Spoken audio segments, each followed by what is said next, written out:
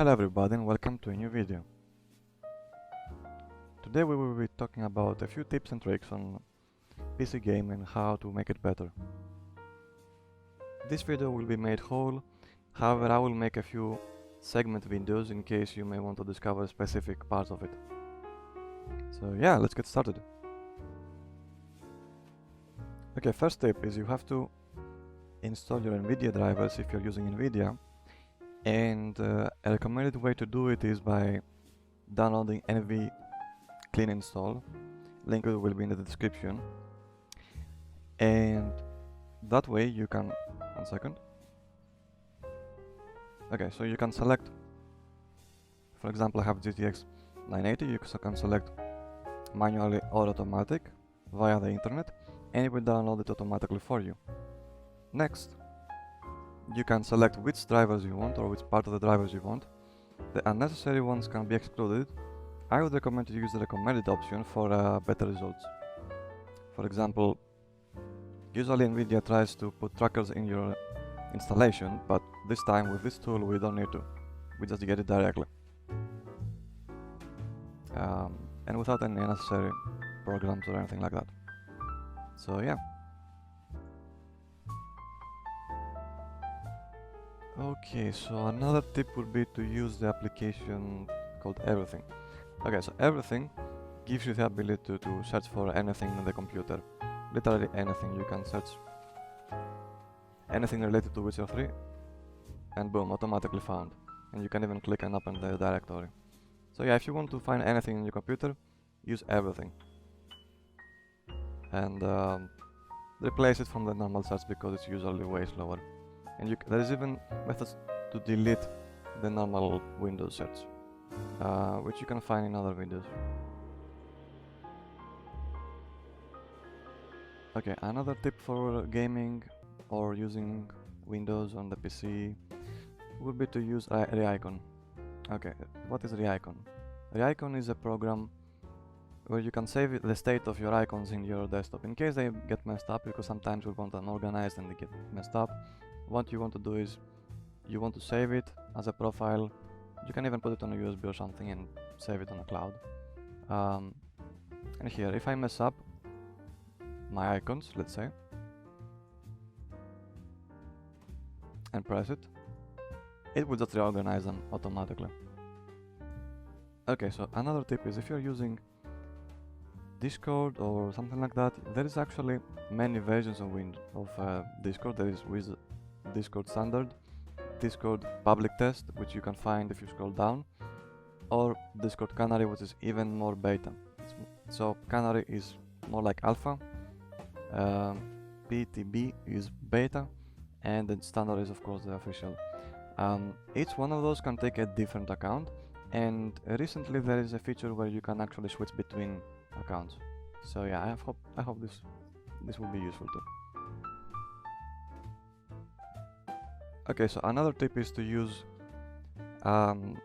if you're using multiple accounts, for example on Steam or Origin or stuff like that, you can use the account switcher to switch accounts and switch between accounts in the same computer. You just need to log in once with each and then you can switch between them. Okay, so open source is always preferred, or most of the time. And open source means that everyone has access to the code, everyone can see it, and it's stored in a public database. Of course, licenses apply and stuff like that, but the important thing is that it's more secure than just some random closed source software, because people know what is in there, people can see it. So in this case, the other tip would be to, if you want to save all of your passwords in one program, the safest bet is to use KeePass. At least it's one of the recommended ones. KeePass XC is for cross-platform, and the normal version is obviously the original. In GitHub they basically copy each other's let's say homework and they make it better. That's basically the platform. But also they develop as teams and stuff like that. It's for developers and users alike. You can contribute by applying feedback and stuff like that. And usually to download something from here, you go to releases and you find the latest release, and this is how you use GitHub. You basically find the file that you prefer.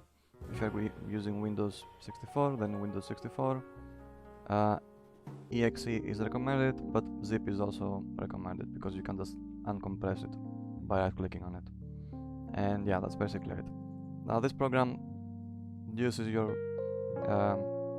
saves your password, and then you have access to your password from anywhere that you are. And you have a master password where you can just unlock all of your passwords and find them, so you don't get lost with all your passwords and stuff. So yeah, I hope that helps. Okay, so another tip would be you could use private chatting tools instead of Discord, because Discord usually tracks data. It is safe for gaming, but if you want to talk to someone privately, you can always use open source projects that use encryption. Session is a very good example, and Signal. Although Session is a lot more secure because you are not required to have your mobile to log in. You can just generate a code, you can give the code to your friend, and then you can start chatting, for example, like that. And in addition to that, those software actually give you the ability to delete messages automatically after a certain period of time. So if you want to send a link or something, or files or stuff like that, or maybe if you're playing a competitive game, or if anything paranoid like that, you can use one of those software, because privacy is really right for us. So yeah. Okay, so another tip is to, for example, if you use Steam, you can go to settings and you can configure a controller. Steam allows you to use any controller because it has innate drivers in it. It can support a wide range of controllers. For example, PlayStation, Xbox, Switch, and so on. Also, like for example, I can activate both Xbox support and this. All three. Of course, I have to restart my computer, and this will allow me to play, for example, Elden Ring with a PlayStation 4 controller, or games like that. But sometimes those games do not support it natively. Yeah. And also another trick, or more like a common tip actually, is you can go to downloads and you can limit how much. You can change your country, you can do many things, for security reasons of course, and to not waste any data on downloading while playing. You can also set it to download while you are playing, or to not download while you are playing. Okay, so very important, do not rush to upgrade your Windows installation. Currently we have Windows 10, and they're actually very stable, like very stable. But if you want to upgrade to Windows 11, I would suggest to hold on to that for a little bit, hold off from upgrading, because there is a lot of bugs, and generally the stability is not the best on the higher versions, at least for now. They will be later on as updates roll out, but updates are actually quite slow for Windows, so you may want to wait at least a year or so to upgrade. And one crucial example is with Valorant. It's a very popular game right now, and that game literally suggests to use a security measure, which by the way, Valorant uses an anti-cheat that it's similar to a rootkit. It operates on basically it has more access to your computer than you actually have. And yeah, you may want to stay a little bit away for now. But yeah, however, the newer installation runs slightly better, but it's not worth the trouble, honestly. At least for now. They're both beautiful operating systems for the average user and the advanced user. But yeah, for gaming, Windows is recommended for now, and specifically Windows 10. That's all. One more advice that I should give you is that when you're downloading drivers for your computer, always make sure to get them from your vendor, from the company that basically gave you the motherboard. So whatever the company of the motherboard is, you should look into it and look into what drivers your specific model actually supports. Always get the latest, but make sure to check for any bugs or anything like that. But in most cases, the latest are the best. In some cases, you might need to roll back. It depends on the model and what is up to date at that point. And of course, do not use third-party updaters unless it's something like an antivirus, because usually they're not trusted. It can cause issues, and sometimes it can even sort of mess with your operating system. And if you see anything odd with your operating system, always make sure to have a clean install ready. And with that being said, you can you can actually split your computer into two. If you have a hard drive in your computer, if it's a desktop, you can pull all of your games into your hard drive and use it as a storage, as an archive. And when you have to format your computer or clean install it, you can simply just move them over and then back again. And usually programs like Steam will recognize, if you set it as a library, it will recognize and just pull it back and you're fine. Usually the hard drive, if it's a secondary drive, it will connect back automatically. Or you can go to something like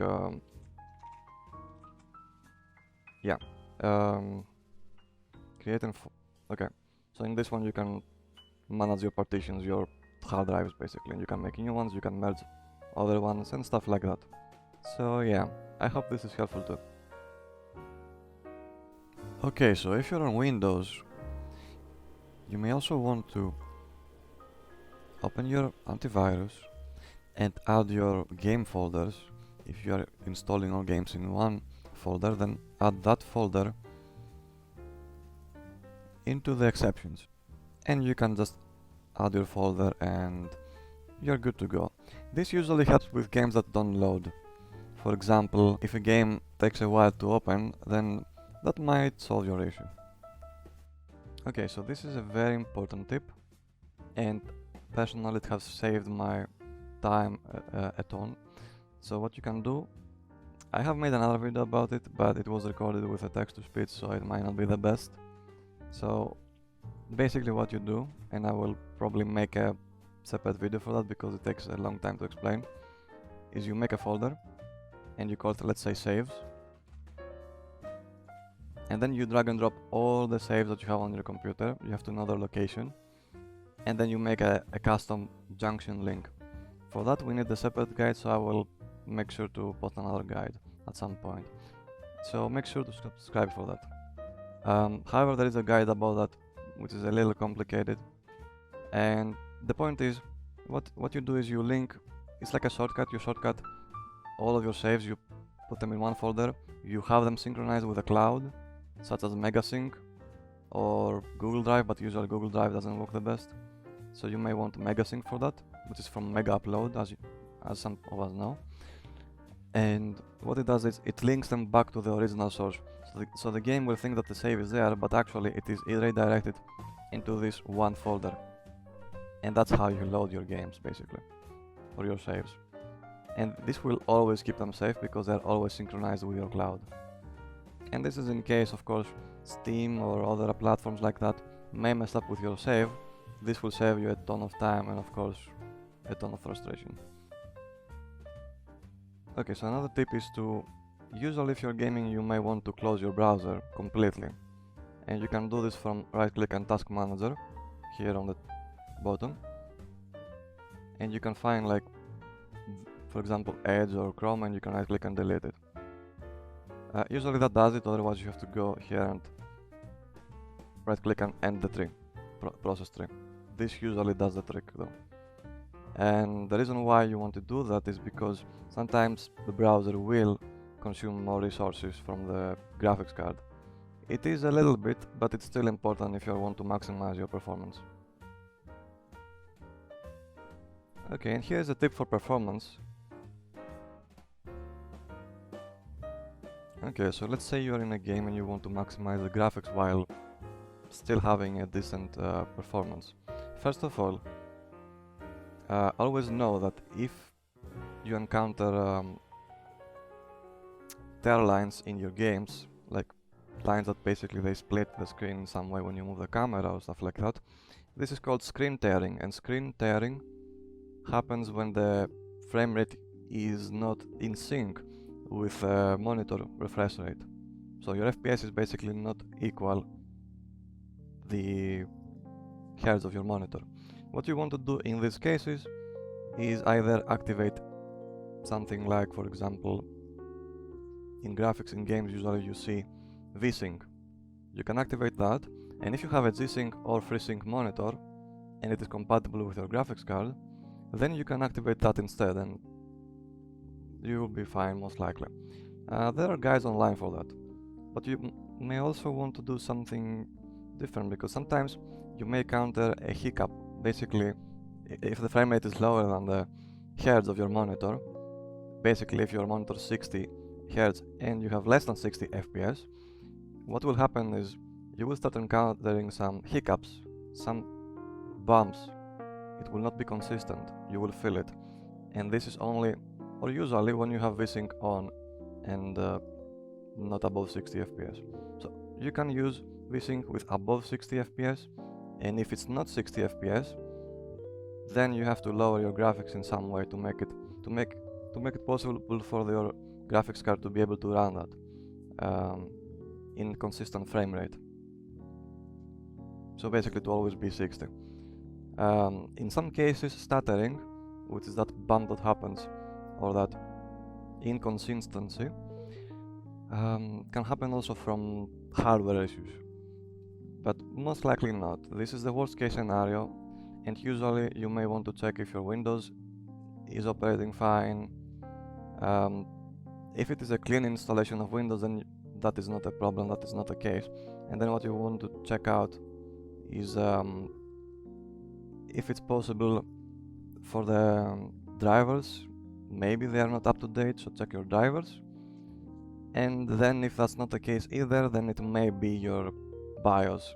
Basically, timings and settings in the BIOS may be a little messed up, and you may want to check if they are properly configured. This usually happens when memories are not synchronized properly in the BIOS, meaning the settings are not set up properly, or maybe because your processor is not configured properly in the BIOS.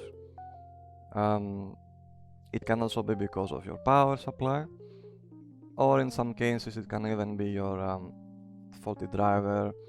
Sometimes, if it's an open world game, it can also be from loading times. Basically, the game is trying to load something new, and if you are in a hard disk instead of an SSD, you will notice a big difference. You will notice a lag for sometimes, not always. So to summarize, use SSD, check if your Windows is okay, check if your drivers are okay, and check if your BIOS settings are okay. And always check your thermals. If your CPU is too hot, obviously it will underclock, in which case you can go to power options, edit power plan, and here you should go for high performance, and this should most likely fix the issue if you go for high performance. I'm using the balanced plan because it's from AMD, but your mileage may vary and it can be different. So yeah. Now when it comes to having the FPS in higher than 60, as I said, you can check the in-game settings, see if you can lower anything, and the priority should be, usually texture quality doesn't matter. Here, usually texture quality doesn't matter. Now it's by default on low because I just installed the game again. So you can set it on ultra and start basically by everything low. This is the best method usually. Start by everything low, or lowest as low as possible, and then increase it little by little. Start with textures, increase them on max, see if it runs well, then continue with other settings. Usually we don't care about shadows as much. We care about shaders because they make the games usually look very beautiful. Volumetrics usually take a big, or give a big hit to the performance, so you may want to turn them off at first. and see how it runs. In this game in particular, we don't need NVIDIA Hairbox. Sometimes the NVIDIA features can be a bit buggy or take a lot of performance out of the game without any visual reason to do so. And if you want your details to be the same and just increase the performance, then you can just decrease the draw distance, basically the render distance in the game, especially if it's an open world game.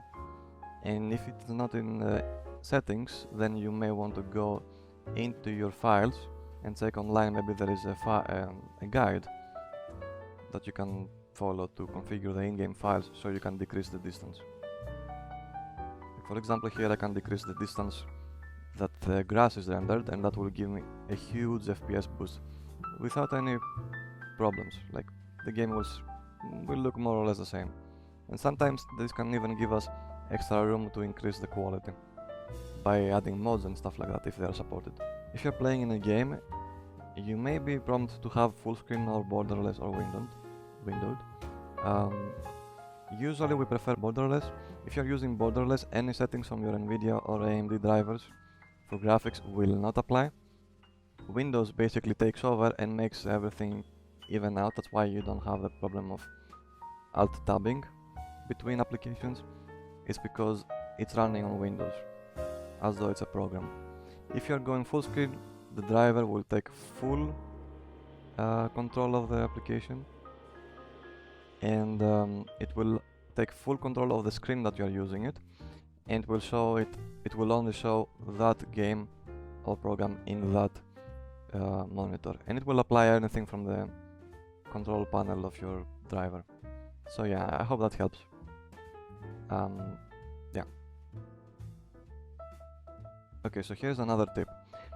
If you are using a VPN, or if you are willing to use VPN, some people may recommend VPNs because we may want to protect ourselves from being tracked or watched. Maybe we are playing something from another country and stuff like that.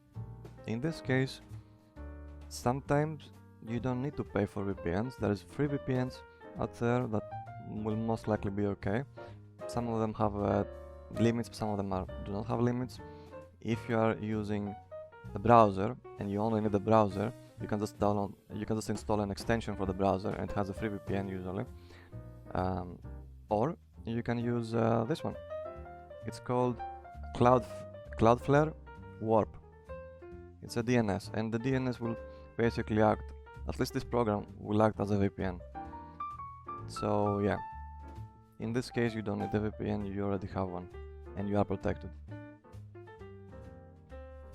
Okay, so if you want to use unfiltered results for your browsing searches, you may want to go for DuckDuckGo, I believe, or you may even want to use Tor. It depends on your preferences. Tor is usually called the web or the hidden web, or it depends. It comes with many names to scare people off, but it's just call it something like a VPN. It's not a VPN, it's like a layer network, and there's probably better videos to explain what it is.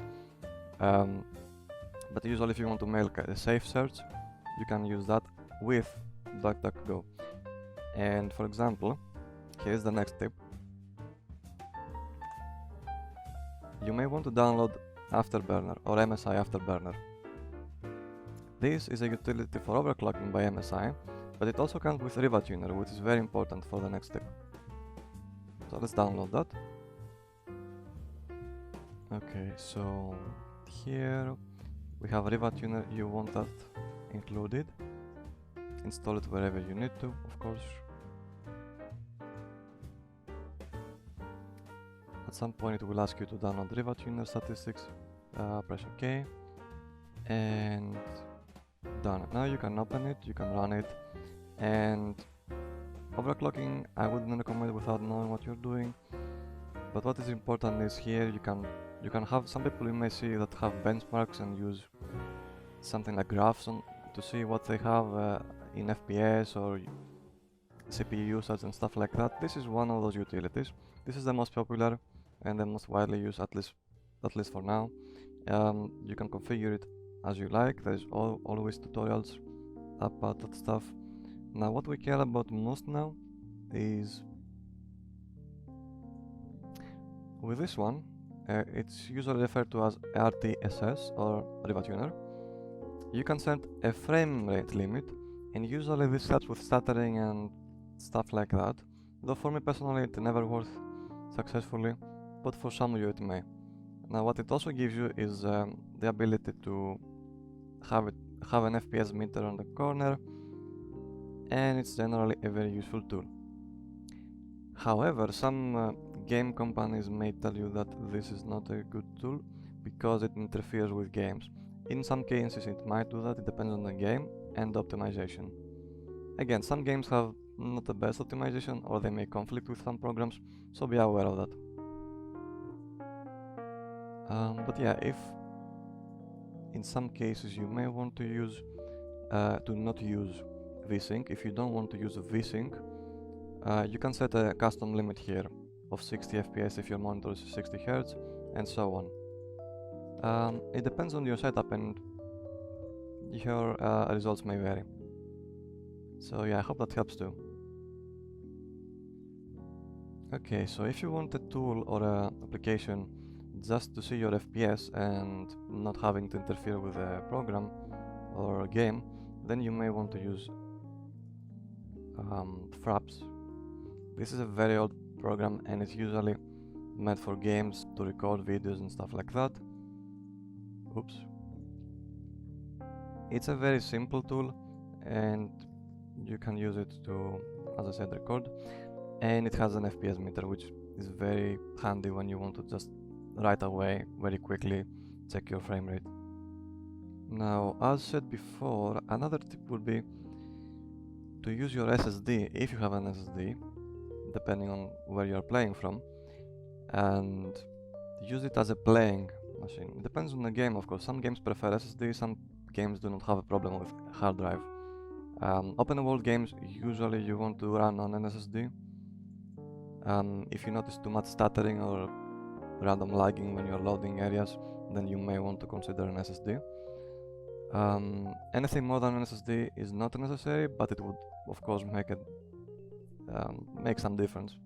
And speaking of an SSD, another tip would be to use that program. It's called Ultimate Defrag. Okay, and now that we open the program, you can see, now this is a hard drive, this is a disk, a hard drive is a disk. So this program will actually put your games on the around corners of the disk, which is usually from 2 to 4 times faster than the inner parts of the ring. So it will put it around. You have to watch a video. There's detailed guides online on how to do that. Basically, you go to options and settings, and then you go here, files and folders, and you select which ones you want. I can select my games folder, put it in, and then you press frag protect. Then you click OK. There's many options there's many things you can do with this program. I'm not sure if it's free, but I'm using it for years. It's a very old program and very useful. And it will basically defrag only what you need, only the games, and it will put the games only on the faster rings or fastest rings of the hard drive. So yeah, I hope that helps. Now, speaking of performance, you may want to also check this out. If you right click on a game on Steam and then open the options, you will find launch options. Now here there is many commands you can use, and it depends on the game. You may want to look into it online, but for example there is the use all calls available. This will, in this case, if your computer has many cores, which you can see here, it will try to utilize all the cores. It depends on the game. Some games are compatible with that option, some games are not. And if you are using an 64-bit operating system, always run your games preferably on 64-bit. Of course, usually they will give you the option. And another tip for the for the performance will be to obviously always have the dependencies installed, which usually you're given the option with installing a game. But if you're importing your games from a previous installation or a backup, you may want to reinstall them. 1 second, I will show you which ones you need to. Okay, so usually you want those. They are the Visual C++ redistributable dependencies. You need those for games. Obviously you need the graphics card drivers, and you need the .NET, maybe it's not here, but it's called .NET framework. You need that too sometimes in some games. And they are dependencies. They are basically utilities that the game will require in order to run properly. But usually they come with the game, so you don't need to worry about that. This is just an extra. Okay, so as a bonus tip, if you are downloading a game and you want it to download overnight or something like that, I have made some handy shortcuts that can actually, if you click it, it will shut down the computer in specific times. Some computers have this function by default, but I made it into a shortcut to make it way easier, and basically on my desktop. This is for 1 hour, so it will close in 1 hour, 2 hours, etc, etc. And of course, just 30 minutes, maybe 1 minute. Or if you don't want it to close, it will just cancel it here. So yeah, I will link it in the description so you can download it for free. Okay, so another tip would be to, if you're in the same drive and you wish to move games, for example, from one folder to another, the fastest way is to cut and paste something. Because what Windows will do is, for example, let's take GTA. If I cut and paste with Ctrl X here, then boom, it's instant. Why? Because Windows will only change. So imagine that there's a file and Windows knows how you can navigate around by using that file. That file tells the Windows, like when you click something, where it leads you, what is in there. So all it does is it changes the addresses. That's all. It changes a few numbers. Like a Ctrl Z and it's back to normal. But if you copy paste, it will physically have to copy and paste files, and essentially it makes a duplicate somewhere, and that's basically it. This is especially useful for hard drives. Also, if you cut and paste something from one drive onto another, for example from a hard disk to an SSD, then it will be faster than actually copying and pasting it. Of course, a little bit, but still significant in the overall. So yeah, I hope that helps too.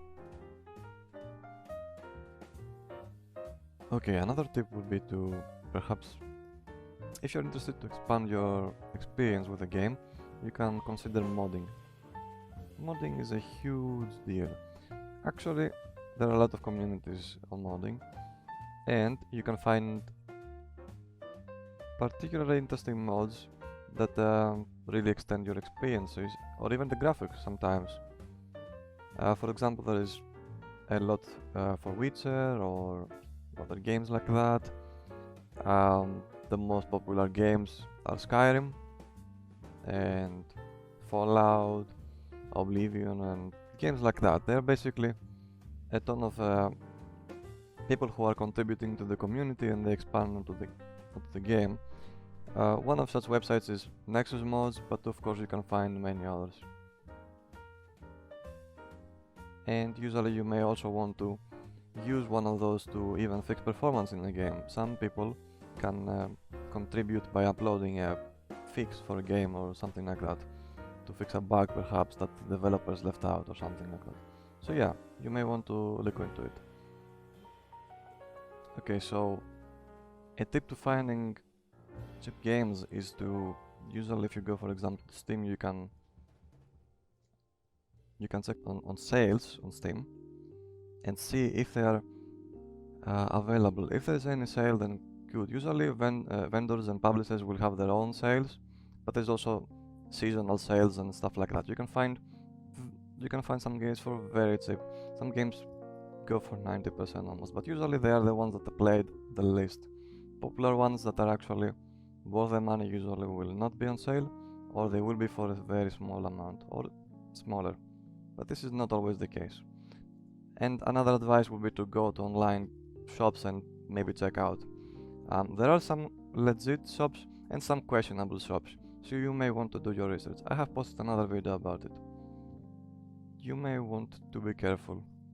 Go to sites like Trustpilot or similar websites where people review those websites and give feedback.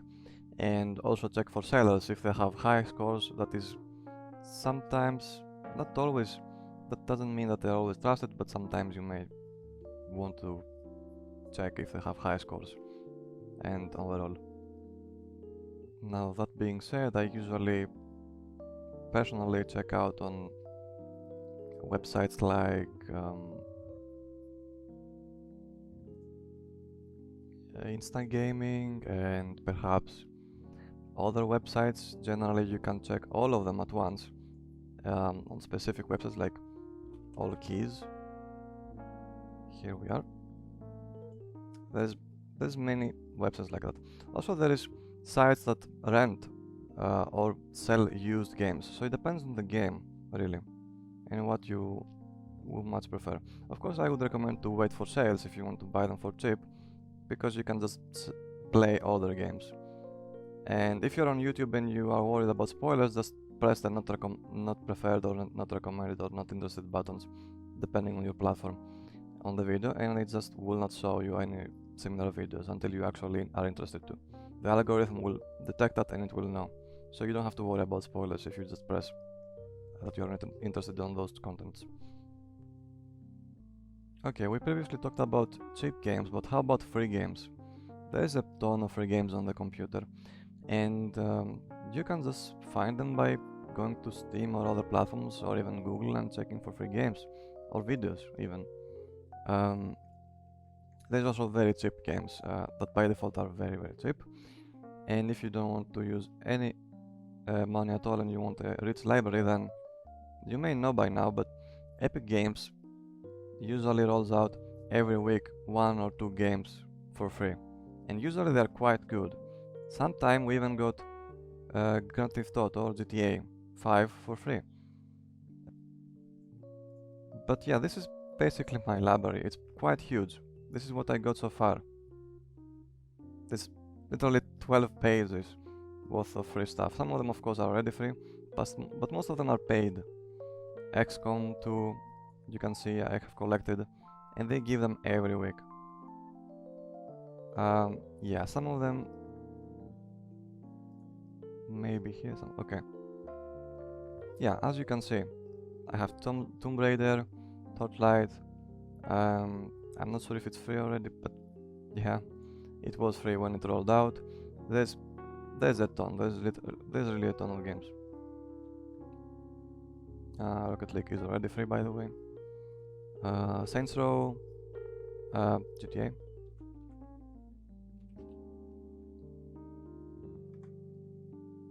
Oh, never mind. Oh, here. Yeah, GTA, I got it for free. And of course, way more games. And if you want to subscribe for the service, usually Game Pass from Xbox is also a good deal. However, they roll in and out games, so sometimes if you miss a month you may lose some games, but usually it's not a problem and they have a huge library. And if you're in a supported country, you can also use cloud gaming, which we will talk about in the next segment. So about cloud gaming, let's say you are not running a strong PC and you are interested into playing games anyways that are very high quality. In this case, there are services like GeForce Now, which is by the way free, but it gives you only 1 hour to play, and if you pay you can play for 6 hours and so on. It depends on the subscription. But basically, yeah, they give you the availability of most games usually, or if not all.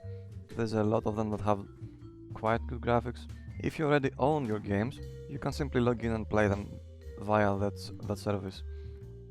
There's a wait line, but if you are a subscriber, you get ahead of the wait line of the queue, and you can stream games from your internet. If you have a good internet, let's say 100 or more Mbps, then it's totally worth it. If you're running from a laptop that is a little weaker and you want to play something better, you can definitely do it if you have a good internet speed. It may be a little bit laggy, depending on the game and your position. If you are too far from the servers of NVIDIA, then more lag and so on, obviously.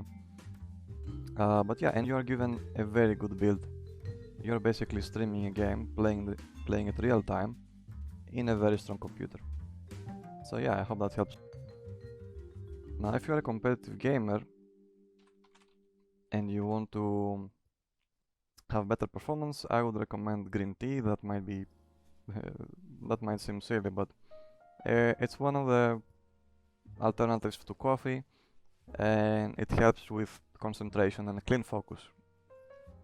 You can also drink green tea, but matcha is usually better. It's also very good for concentration in overall. So yeah. And for the last tip, I would recommend you to simply have fun. Don't take games too seriously.